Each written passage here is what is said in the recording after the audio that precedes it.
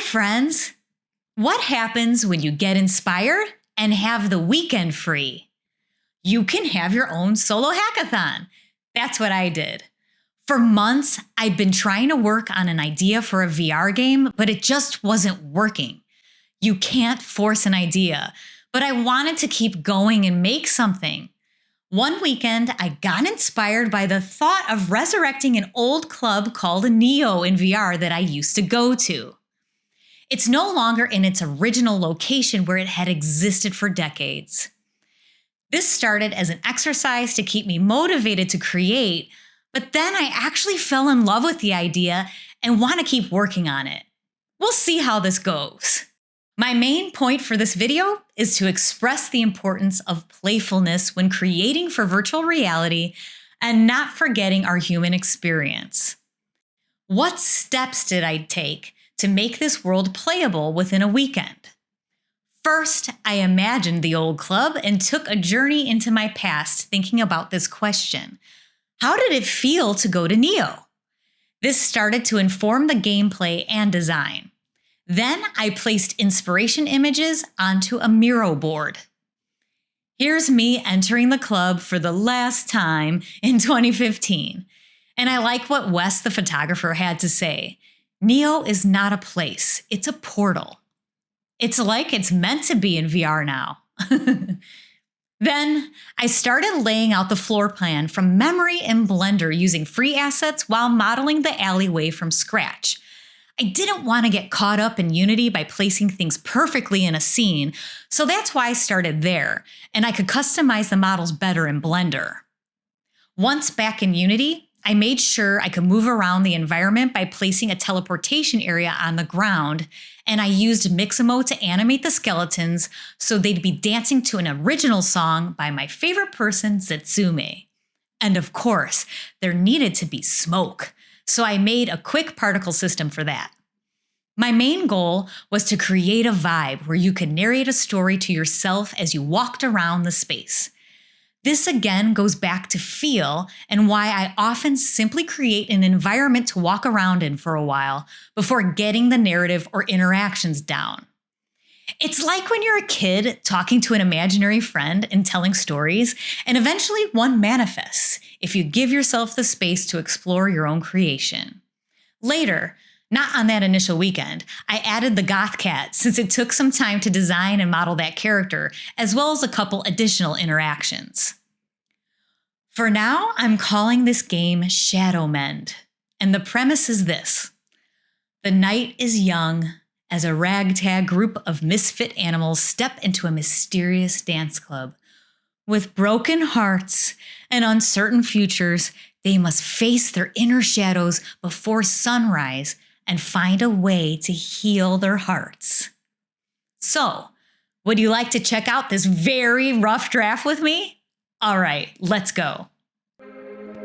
So, where the person would start is in the alley, right? And yes, there are a lot of mistakes, like this rat is as big as a dog, but that's okay. This was done very quickly. And here's the entrance. There's a security camera. We go in here. Pretty exciting. And what I used to do is I would go right up to the DJ booth, jump on this platform, and be like, hey, can you play my favorite song, Bat? They would say yes. Pretty much. Anyways. So this is super fun. I'm gonna try not to move my head too much, even though I wanna dance. So one of the interactions I'm working on here is, it's a timed interaction, yep, and the heart heals. I'm still working on it. That's an idea. The sound is 3D right now, so it's a little weird when I step away from the center of the dance floor. That's also something I will fix. Also fix my cat so she's not just spinning, but actually has better movement like these guys. And I just love how this bar looks. I think it would be great to make some drinks for the skeleton. Help him out. That's it! And it's really crazy because it's low poly, but the layout is just like Neo from what I remember. And it's amazing how much that your imagination fills in everything. And I can't wait to build this out more and fix a lot of things. No, but this is really fun. I'm really glad I could show you my extremely rough draft that I made quickly in a weekend. When inspired, you can really do more than you think, and it doesn't even feel like work. I had a lot of fun. But I will admit, I was sore from sitting at the computer so much that weekend. I don't believe in pushing that hard all the time, but in spurts, it's cool to see what I can produce. When you have the foundational skills in VR, it's not difficult to quickly have a playable prototype in a weekend, or at least an enjoyable environment to experience. I'm honestly not that nostalgic, but instead was being silly here and joking around. When you're starting out, I would recommend working on something that makes you happy instead of what you think is marketable.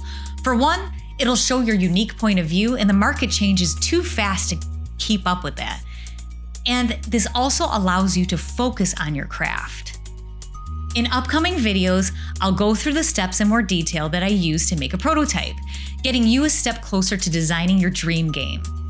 Making games can seem like a daunting process at times, and it can take years for indie devs, like any great artist, to complete a game. But the process can also be an enjoyable one that leads to discovery about yourself and the people and world around you. I could go on philosophizing, but we'll leave it there for now. If you like this video, please subscribe and like, and travel with me to the next video. Thanks, friends.